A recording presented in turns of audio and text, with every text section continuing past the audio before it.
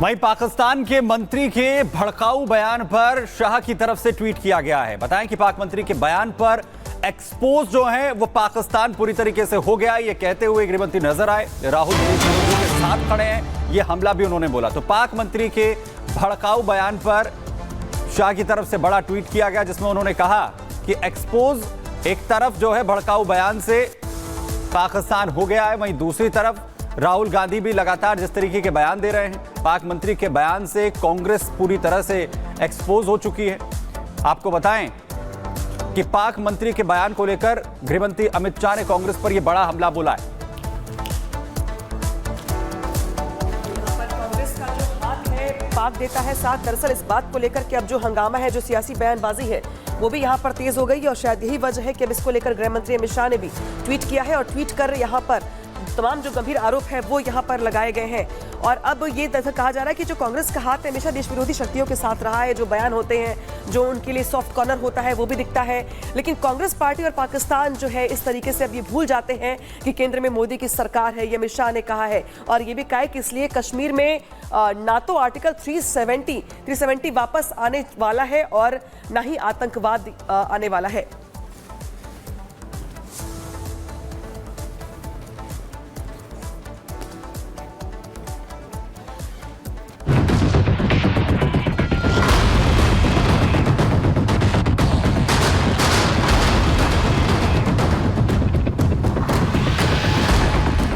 जम्मू कश्मीर से धारा 370 हटने के बाद अब पाकिस्तान कांग्रेस एनसी के लिए बैटिंग करने पर उतर आया है।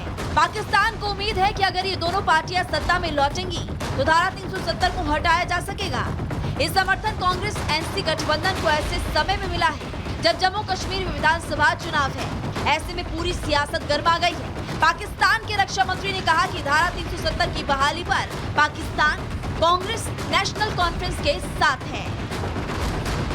बड़ी पोटेंट इस वक्त प्रेजेंस है वहाँ पे कांग्रेस की भी और नेशनल कांग्रेस की भी, दोनों की। और इस इशू के ऊपर जो है मेरा ख्याल है कि जितनी मोटिवेट हुई है वादी की पॉपुलेशन, स्पेशली वादी से बाहर भी, लेकिन जो वादी में जो हुई है, तो मेरा ख्याल है कि उनको बहुत चांस है कि ये जो कोलिशन है ये हुकूमत में आए। और जैसे कि उन्होंने प्रेस कॉन्फ्रेंस में कहा है, बल्कि ये एक इलेक्शन इशू बनाया हुआ उन्होंने कि स्टेटस जो है रिस्टोर होना चाहिए। तो स्टेटस अगर रिस्टोर हुआ तो काफ़ी हद तक जो एक हमारा भी बड़ा एहतजाज रहा है पिछले 4-5 साल में, एक जो ग्रीवेंस है कश्मीरियों को, मकबूजा कश्मीर के जो रहने वाले जो हैं, वो किसी हद तक एक जो उनको एक इंजरी है, एक जख्म जो आया हुआ है उनका मोदी की तरफ से, उसमें कुछ न कुछ मुंदमिल जरूर होगा। एक इंटरव्यू में पाकिस्तान के रक्षा मंत्री ख्वाजा आसिफ ने कहा है कि पाकिस्तान को कांग्रेस एनसी के गठबंधन से अनुच्छेद 370 की बहाली की उम्मीद है। मोदी के 2019 के कार्यों के खिलाफ प्रतिक्रिया से प्रेरित कश्मीर चुनाव में कांग्रेस और नेशनल कॉन्फ्रेंस गठबंधन के पास एक मजबूत मौका है।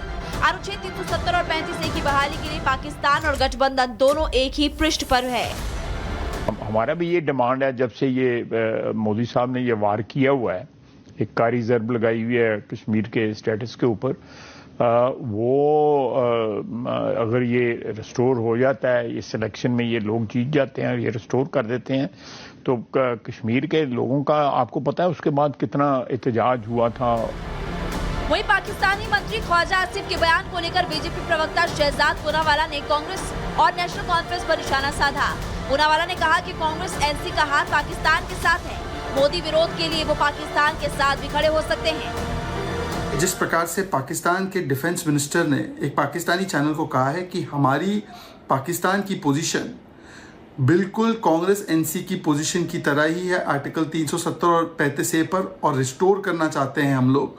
और नेशनल कॉन्फ्रेंस और कांग्रेस पार्टी भी हमारे स्टैंड के साथ इत्तेफाक रखती है, वो उसी स्टैंड पर है। ये दिखाता है कि किस प्रकार से सुर और ताल एक ही है, नेशनल कॉन्फ्रेंस कांग्रेस का और पाकिस्तान का।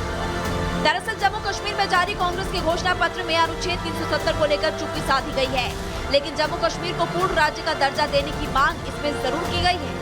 हालांकि कांग्रेस के साथ गठबंधन में चुनाव लड़ी फारूक अब्दुल्ला की नेशनल कॉन्फ्रेंस अनुच्छेद 370 की बहाली और पूर्ण राज्य का दर्जा देने का जोर शोर से वादा कर रही है। Bureau report, Republic Bharat. और अब बात यूपी की। उत्तर प्रदेश के मुख्यमंत्री योगी आदित्यनाथ ने समाजवादी पार्टी और अखिलेश यादव पर करारा प्रहार किया है। और मुख्यमंत्री ने दरअसल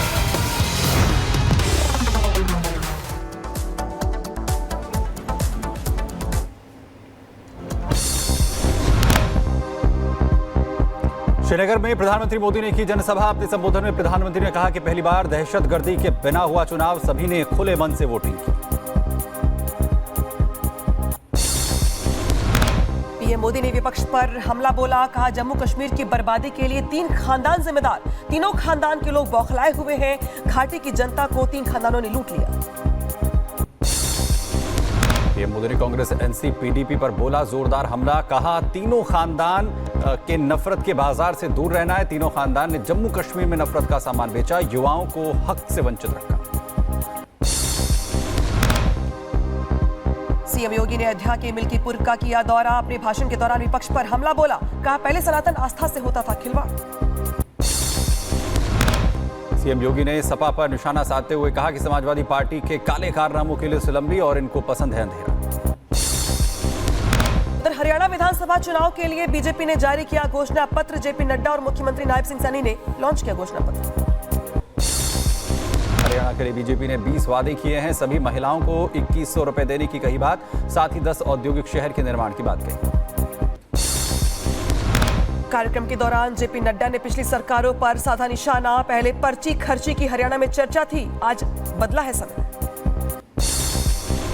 सीएम चंद्रबाबू नायडू ने प्रसाद में चर्बी मिलाने वाले बयान पर हंगामा। स्वामी जितेंद्रानंद सरस्वती ने दी प्रतिक्रिया, कहा जगन मोहन रेड्डी द्वारा किया गया काम स्वीकार नहीं किया जा सकता।